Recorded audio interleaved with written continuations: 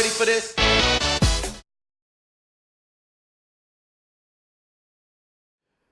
Vamos começar agora o nosso módulo de revisão da parte de Físico-Química.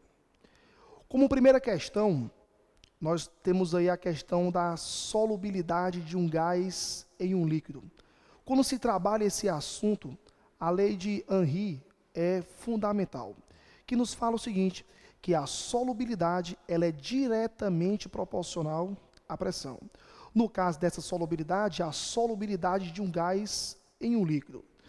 Na hora da prova, tenta imaginar a seguinte situação. Quando você tem um refrigerante, que você abre esse refrigerante, você nota a saída do gás. Ora, o gás ele sai do local de maior pressão para o local de menor pressão. Enquanto a tampa estava fechada, você tinha uma pressão maior e aquele gás, no caso o CO2, estava solubilizado no líquido. Que você abriu, essa diminuição da pressão diminuiu a solubilidade do gás, fazendo com que o gás saia do líquido para o meio externo. Na primeira questão, nós temos a gênese das bolhas. Observa na tua figura que nós temos uma pressão inicial P e posteriormente uma pressão de 2P. Que você aumentou a pressão, o volume de CO2 no teu sistema diminuiu. Por quê? Porque você aumenta a solubilidade do CO2 no líquido. Ele pergunta o seguinte, ele quer que você marque o incorreto. Na letra A te fala o seguinte, ao ser aumentada a pressão do sistema, a solubilidade do gás carbônico em água também aumentará, correto? Obedecendo à lei de Henry. No item B temos o seguinte, o volume de CO2 dentro do sistema diminui com o aumento da pressão dentro do recipiente, perfeito.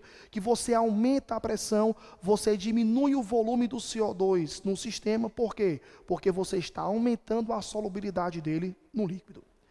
No item C nos fala o seguinte, se diminuirmos a temperatura da água, a solubilidade do gás carbônico nesse líquido diminui, falso, que você abre o teu refrigerante após aberto, conservar sob refrigeração. Observa comigo, quando você abre o teu refrigerante, para que você possa conservar o gás, você leva ele para um processo de refrigeração, porque ao diminuir a temperatura, você aumenta a solubilidade do gás no líquido. Então, o item C seria o item incorreto. No item D, temos o seguinte, a molécula do CO2 contém ligações sigma e π entre os átomos de carbono e oxigênio. Vamos lembrar comigo o seguinte, no caso do CO2, eu tenho o carbono dupla com o oxigênio, dupla com outro oxigênio. É um carbono que está fazendo duas ligações sigmas, ou seja, hibridização do tipo sp.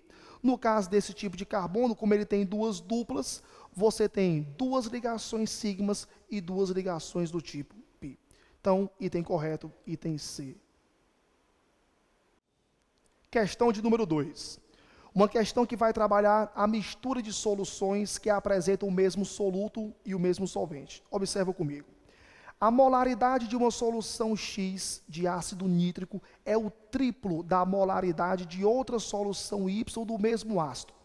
Ao misturar 200 ml da solução X com 600 ml da solução Y, obtém-se uma solução 0,3 molar do ácido. Pode-se afirmar, então, que as molaridades das soluções X e Y são respectivamente. Observa comigo o seguinte, eu tenho uma solução X, onde eu tenho uma concentração e um volume. Eu tenho uma solução Y, que apresenta uma outra concentração e um outro volume. A soma dessas duas vão me gerar uma solução final de 0,3 molar e um volume total de 800 ml, 200 do volume X com 600 do volume Y. Então, a nossa equação geral ficaria como?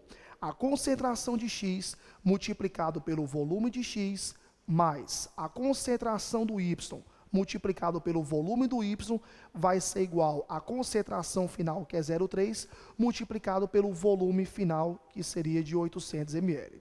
Ora, a concentração de X é 3 vezes a concentração de Y. Então, nós teremos o seguinte agora, 3 vezes MY mais multiplicado por 200, que é o volume, mais a concentração do Y, que é MY, multiplicado por 600, é igual a 0,3 multiplicado por 800. e aí a nossa concentração do Y seria 0,2 molar. Como a concentração do X é o triplo, seria a concentração de 0,6. Como gabarito, temos o item A. Questão de número 3. Uma questão que vai trabalhar a mistura de soluções de solutos diferentes, havendo uma reação química entre eles. Observa comigo. Um comprimido de antiácido contém 0,45 gramas de hidróxido de magnésio. O volume de solução de HCl 0 molar, aproximadamente a concentração do ácido no estômago, que corresponde à neutralização total do ácido pela base. Primeiro passo é montar a tua reação. Nós temos o hidróxido de magnésio, que é o MgOH2. Observa que eu tenho aí uma dibase, que vai reagir com o ácido clorídrico, que é um ácido monoprótico, onde você tem o chamado de monoácido. Ou seja, para 1 mol de base, eu preciso ter 2 mol de ácido. E o produto dessa reação é sal e água, que é o cloreto de magnésio mais 2H2O. O nosso objetivo é trabalhar com o ácido e com a base. Observa comigo o seguinte, a minha equação me fala o quê? Que 1 mol de base vai reagir com 2 mol do ácido. No caso do hidróxido de magnésio, ele tem uma massa molar de 58 gramas por mol, ou seja, 58 gramas da base é capaz de reagir com 2 mol do ácido. Só que nós vamos estar utilizando 0,45 gramas da base, o que vai proporcionar a neutralização de 0,0155 mol de ácido. Só que ele quer que você trabalhe com o volume. Ora, se eu tenho uma concentração que é 0,1, eu tenho um número em mol que é 0,0155, eu consigo achar o meu volume, e o nosso volume vai ser de 0,155 litros, ou seja, 155 ml, o gabarito, a letra D. Questão de número 4. Uma questão que vai trabalhar o processo de solubilização. Coeficiente de solubilidade e a concentração do soluto em solução. Ele te fornece um gráfico onde você observa que o aumento da temperatura te proporciona um aumento no coeficiente de solubilidade. É o que nós chamamos de dissolução endotérmica, ou seja, o aumento da temperatura, ele favorece a solubilização da minha substância. Ele te coloca a seguinte situação: se a 40 graus Celsius forem acrescentados 20 gramas de um sal em 200 gramas de água e deixar da mistura em repouso sob temperatura constante, obter-se-á. Observa comigo, a 40 graus Celsius, o meu coeficiente de solubilidade é de 400 gramas do soluto para 100 gramas de água. Um coeficiente de solubilidade relativamente alto. Quando você trabalha a 40 graus, colocando 20 gramas de soluto em 200 gramas de água, é como se eu tivesse uma relação de 10 gramas de soluto para 100 gramas de água. Ou seja, a concentração que eu tenho é menor do que o coeficiente de solubilidade, que é de 400 gramas de soluto por 100 gramas de água. Ou seja, eu tenho uma solução insaturada. Como essa concentração é muito menor do que o coeficiente de solubilidade, pode aparecer na sua prova com o termo de solução diluída. Então, como gabarito, temos o item C. Questão 5, uma questão que vai envolver cálculos químicos com a parte de química ambiental. A questão nos fala o seguinte: o organoclorado, conhecido como DDT, mesmo não sendo mais usado como inseticida, ainda pode ser encontrado na natureza em consequência de sua grande estabilidade. Ele se acumula em seres vivos pelo processo denominado de biomagnificação ou magnificação trófica. Foram medidas em partes por milhão as concentrações desse composto obtidas em tecidos de indivíduos de 3 espécies de um mesmo ecossistema, mas pertencentes a diferentes níveis tróficos, com resultados iguais a 15, 1 e 0,01 ppm.